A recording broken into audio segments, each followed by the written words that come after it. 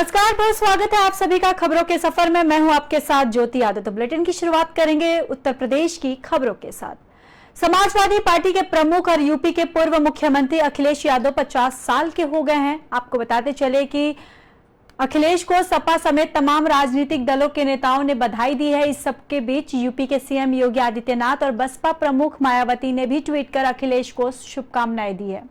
CM योगी ने tweet कर लिखा है कि समाजवादी पार्टी के राष्ट्रीय अध्यक्ष अखिलेश यादव को जन्मदिन की बधाई। प्रभु श्री राम से आपके उत्तम स्वास्थ्य की कामना है। और वहीं पूर्व सीएम मायावती ने ट्वीट किया है और लिखा है, समाजवादी पार्टी के प्रमुख और उत्तर प्रदेश के पूर्व मुख्यमंत्री अखिलेश यादव को आज उनके जन्मदिन पर उनके और उनके परिवार वालों को हार्दिक बधाई। उनकी अच्छी सेहत के साथ लंबी उम्र की शुभकामनाएं दिए। और बताते चले कि पिछले साल अखिलेश ने अपने जन्मदिन पर यूपी बोर्ड में हाई स्कूल और इंटरमीडिएट के टॉप 5 रैंक हासिल करने वाले छात्रों को लैपटॉप देकर सम्मानित किया था। इस समारोह में यूपी बोर्ड 10वीं क्लास के टॉप 5 और यूपी बोर्ड 12वीं क्लास के टॉप 5 छात्रों को बुलाया गया था।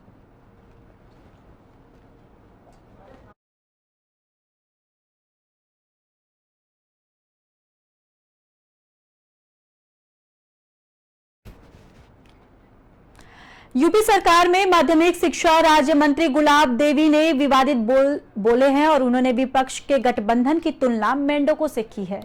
कहा है कि जिस तरह से सभी मेंढकों को एक साथ तराजू में नहीं तोला जा सकता है, ठीक उसी तरह विपक्ष कभी एकजुट नहीं हो सकता। गुलाब देवी ने दावा किया है कि 2024 के लोकसभा चुनाव में बीजेपी एक बार फिर से रिकॉर्ड मतों से जीत हासिल करेगी और नरेंद्र मोदी पुनः प्रधानमंत्री बनेंगे। केंद्र में मोदी सरकार के 9 साल पूरे होने पर उत्तर प्रदेश सरकार में माध्यमिक शिक्षा राज्य मंत्री और संभल जिले के चंदौसी विधानसभा सीट से बीजेपी विधायक गुलाब देवी ने गुरुवार को चंदौसी स्थित अपने आवास पर प्रेस कॉन्फ्रेंस आयोजित की, जिसमें उन्होंने मोदी सरकार के कार्यकाल की उपलब्धियों को गिनवाया और साथ ही विपक्षी पार्टियों पर हमला बोला है। इस दौरान गुलाब देवी ने विपक्ष को लेकर विवादित बोले हैं। उन्होंने विपक्ष की एकजुटता की तुलना मेंढकों से की है। दरअसल उन्होंने कहा है कि जिस तरह से सभी मेंढकों को एक साथ तराजू में नहीं तोला जा सकता है, ठीक उसी तरह विपक्ष कभी एकजुट नहीं हो सकता। उन्होंने आगे ये भी कहा कि विपक्ष के पास कोई एजेंडा नहीं है। विपक्ष की विचारधारा निजी है, सभी की स्वार्थी विचारधारा है और स्वार्थी विचारधारा के बिना एजेंडे के लिए आगे बढ़ नहीं सकते। यह कभी नहीं हो सकता कि गुलाब देवी ने कहा कि पीएम मोदी का कोई विकल्प नहीं है। 2024 के लोकसभा चुनाव में पीएम मोदी के नेतृत्व में पुनः बीजेपी की सरकार बनेगी और उन्होंने ये भी दावा किया कि बीजेपी 24 के चुनाव में सभी सीटें जीतेगी। गुलाब देवी ने इस दौरान पीएम मोदी और सीएम योगी की जमकर तारीफ की है। उन्होंने कहा कि यह सबका सौभाग्य है कि इस समय हमारे बीच में 2 योगी और एक पीएम मोदी हैं जो हमारे कर्म योगी है और दूसरे सीएम योगी हैं। ऐसे में देश और प्रदेश के कल्याणकारी राज्य की स्थापना होगी। गुलाब देवी ने पीएम मोदी का गुणगान करते हुए कहा कि 2014 से देश निरंतर आगे बढ़ रहा है और 2024 में भी पीएम मोदी के नेतृत्व में देश आगे बढ़ेगा। कहा कि आज पूरे भारत में पीएम मोदी का कोई विकल्प नहीं है। गुलाब देवी ने कहा कि पीएम मोदी ने गरीबों के अवतार के रूप में जन्म लिया है और वह गरीबों की मदद कर रहे हैं। उन्होंने हमेशा देश को दिया है और हमेशा से भारत के उज्जवल भविष्य की कल्पना करते हैं। भारत माता की जय, भारत माता की जय, मोदी मोदी मोदी, इस प्रकार के नारे लगाए जाते हैं। कहाँ वीजा तक नहीं मिलता था और कहाँ इस प्रकार की स्थिति। हमारे प्रधानमंत्री को इतना सम्मान दिया जाता है, इससे हम लोगों का सिर जो है वो गर्व से उठता है। और मैं तो यही कहूँगी कि जो इस प्रकार की डमाडोल स्थिति में उन्होंने भारत को संभाला 2017 से, अब स्थिति ये है कि जहां उन्होंने 2014 से इस तरह की स्थिति को संभाला है और आगे भी हमारे प्रधानमंत्री बनेंगे। गरीब तो वहीं हाथरस लोकसभा क्षेत्र की सांसद रजवीर सिंह जिले के द्वारा अचानक हाथरस जंक्शन स्टेशन पर पहुंचकर निरीक्षण किया। उनके द्वारा स्टेशन कार्यालय परिसर, टिकट घर आदि का निर्माण कर साफ सफाई व्यवस्था को भी परखा गया। वहीं रेलवे स्टेशन पर पहुंचे फरियादियों की समस्याओं को भी उन्होंने सुना है और आपको बताते चले कि उनके द्वारा कैंटीन संचालन, स्टेशन पर रहने वाले कुली और अन्य लोगों की समस्याएं सुन उनका मौके पर ही निस्तारण किया गया। वहीं स्टेशन पर व्यवस्थाओं को लेकर स्टेशन मास्टर को आवश्यक दिशा निर्देश भी दिए गए हैं। तो सांसद राजवीर दिलेर ने स्टेशन का औचक निरीक्षण किया है। आपको बताते चले कि स्टेशन कार्यालय परिसर, टिकट घर आदि का निरीक्षण कर साफ सफाई व्यवस्थाओं को भी परखा उन्होंने और वहीं रेलवे स्टेशन पर पहुंचे फरियादियों की समस्याओं को भी सुना और उनके द्वारा जो कैंटीन संचालक, स्टेशन पर रहने वाले कुली और अन्य लोगों की समस्या सुनकर उनका मौके पर ही निस्तारण किया है। वहीं स्टेशन पर व्यवस्थाओं को लेकर स्टेशन मास्टर को आवश्यक दिशा निर्देश भी दिए हैं। सांसद जी, आज आपके द्वारा हाथरस जंक्शन का औचक निरीक्षण किया गया, क्या करना रहा? मुझे कुछ बताया गया था, कुलियों की कोई समस्या थी यहाँ, जो उद्घाटन करने आया था, तो कुलियों से बैठ के बात करने स्टेशन मास्टर आया था, यही जिसकी की दिक्कत है तो मैं उसको मना करूँगा, इस पर बस आया था। प्रधानमंत्री और मुख्यमंत्री के लाख निर्देश के बाद भी national highway authority of India के जिम्मेदार अधिकारी सुधरने का नाम नहीं ले रहे।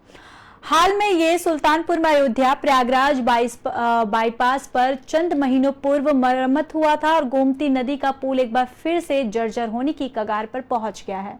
पुल पर लगा जो लोहे का गर्डर टूट चुका है। स्थानीय लोगों ने जिलाधिकारी से शिकायत की तो एक बार फिर पुल पर आवागमन रोका गया। दरअसल ये मामला अयोध्या प्रयागराज बाईपास पर टाटिया नगर चौराहे के पास स्थित गोमती नदी पुल का है, जहां पर अभी कुछ महीने पूर्व में ही ये पुल काफी जर्जर हो गया था। लिहाजा national highway authority of India द्वारा लाखों खर्च कर पुल की मरम्मत करवाई गई थी और साथ ही पुल की मरम्मत और भ्रष्टाचार इस कदर हावी रहा कि 3 महीने भी नहीं बीते और एक बार फिर से पुल में लगाया गया लोहे का गर्डर टूट गया है। पुल जर्जर होने की जानकारी स्थानीय लोगों ने जिला अधिकारी को दी है, जिसके बाद एक बार फिर पुल पर आवागमन पूरी तरह से रोक लिया गया है। स्थानीय लोगों की माने तो प्रतिदिन हजारों ओवरलोड वाहन इस मार्ग से गुजरते हैं और ऐसे में यहाँ कभी भी हादसा हो सकता है।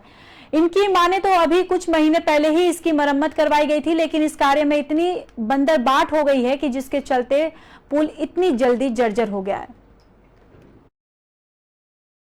ये पुल जो है कई बार इसका रिपेयर हुआ है, कई बार ये बना है, इसके बाद जो ठेकेदार लोग इसमें मिलजुल के सब खा लेते हैं और पुल सही तरीके से नहीं बना रहे हैं और खतरा है। इसमें लोड गाड़ी जाती है, 100 टन 50 टन की ट्रक जाती है और ये पुल गिर भी सकता है। अब दिक्कतें हो रही है, गिर जाएगा, लोग इसमें मर जाएंगे, इसमें जान चला जाएगा, बहुत दिक्कतें हैं, बहुत परेशानी है। पुल जो है अभी जनवरी में मरम्मत हुआ था और ये ठेकेदारों की मिली भगत से इतना भ्रष्टाचार हुआ है। हमारे देश के तेजस्वी मुख्यमंत्री और तेजस्वी प्रधानमंत्री होते हुए भी ये घोटाला, इतना बड़ा घोटाला कर दे रहे हैं कि आम जनता इतना परेशान हो रही है कि यहाँ जाना दूभर हो गया। लोग डरने लगे हैं पुल पार करते हुए, तब भी अभी तक प्रशासन न कोई PWD का विभाग जागा।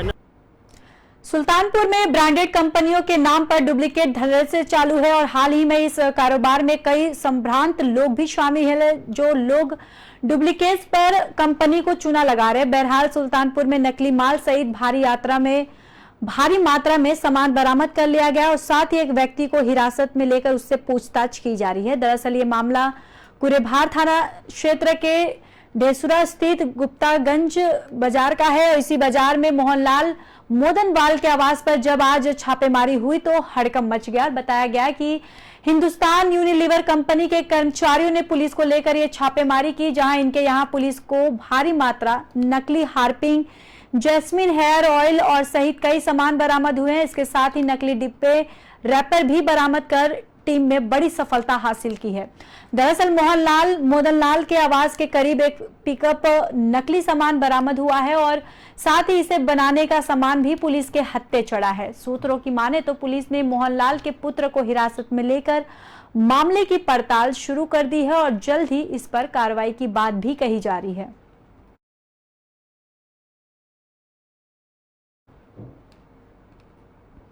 बाराबंकी जिले में पूर्वांचल एक्सप्रेसवे पर भीषण सड़क हादसा हो गया। यहां एक तेज रफ्तार ट्रक ने सामने खड़े दूसरे ट्रक को जोरदार टक्कर मार दी और हादसे के बाद टक्कर मारने वाले ट्रक के परखच्चे उड़ गए हैं और उस पर सवार क्लीनर की मौके पर ही दर्दनाक मौत हो गई है। वहीं हादसे के बाद सामने खड़ा ट्रक मौके से फरार हो गया। हादसे की सूचना मिलते ही मौके पर स्थानीय पुलिस पहुंची। पुलिस ने क्षतिग्रस्त ट्रक को लेकर कोतवाली पहुंची है, जहां जांच के बाद पुलिस को ट्रक से भारी मात्रा में अवैध शराब बरामद हुई है। ट्रक में पहले पशु आहार की बेरिया लदी हुई थी और जिसके पीछे अवैध शराब लाद कर ले जाया जा रहा था। हादसे के बाद अवैध शराब पकड़ में आ गया है, लेकिन ये शराब कहां से ले जाया जा रहा था और पुलिस अभी इसके जांच पड़ताल में लगी हुई है। यह हादसा दरअसल बाराबंकी जिले के सुबह थाना क्षेत्र का है, जहां पर अमृत का पूर्वा मजरे कुड़वा के पास पूर्वांचल एक्सप्रेसवे के पॉइंट नंबर 51.200 का है। यहां पूर्वांचल एक्सप्रेसवे पर एक खड़े ट्रक में पीछे से आ रहे एक दूसरे ट्रक ने जोरदार टक्कर मार दी। इस भीषण सड़क हादसे में ट्रक मारने वाले ट्रक के परखच्चे उड़ गए और ट्रक के 46 वर्षीय क्लीनर अनंत श्रीवास्तव की मौके पर ही दर्दनाक मौत हो गई। ट्रक ड्राइवर घटना के बाद मौके से फरार हो गया है। वहीं मौके पर पहुंची स्थानीय पुलिस और यूपीडा की टीम ने भी शव को बरामद कर पोस्टमार्टम के लिए जिला मुख्यालय में भेज दिया गया है। वहीं हादसे के बाद सामने खड़ा ट्रक मौके से फरार हो गया। दरअसल क्षतिग्रस्त हुए ट्रक को पुलिस कब्जे में लेकर कोतवाली पहुंची। यहां ट्रक में जांच पड़ताल के बाद पुलिस को भारी मात्रा में अवैध शराब की पोटियां मिली थी। ट्रक में पशु आहार के नीचे भारी मात्रा में अवैध शराब भरी हुई थी और यह शराब कहां ले जाई जा रही थी, पुलिस अब इसका पता लगाने का प्रयास कर रही है।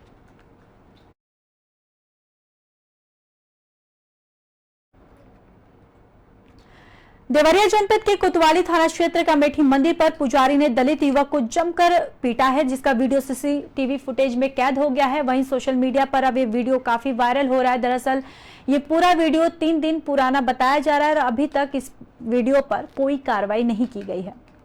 तो आपको बताते चले कि देवरिया जनपद के कोतवाली थाना क्षेत्र का अमेठी मंदिर पर पुजारी ने दलित युवक को जमकर पीटा है, जिसका ये पूरा वीडियो सीसीटीवी फुटेज में कैद हो गया है। वहीं अब सोशल मीडिया पर ये वीडियो जमकर वायरल हो रहा है। दरअसल ये वीडियो 3 दिन पुराना बताया जा रहा है। तो आप तस्वीरों में साफ देख सकते हैं कि किस तरीके से पुजारी दलित युवक को पीट रहा है और ये पूरा मामला वहां पे लगे सीसीटीवी कैमरे में कैद हो गया है और साथ ही साथ अब ये वीडियो सोशल मीडिया पर काफी वायरल हो रहा है। अब वहीं अब इस पूरे वीडियो में पुलिस जांच पड़ताल कर रही है और कार्रवाई करने की बात भी कह रही है।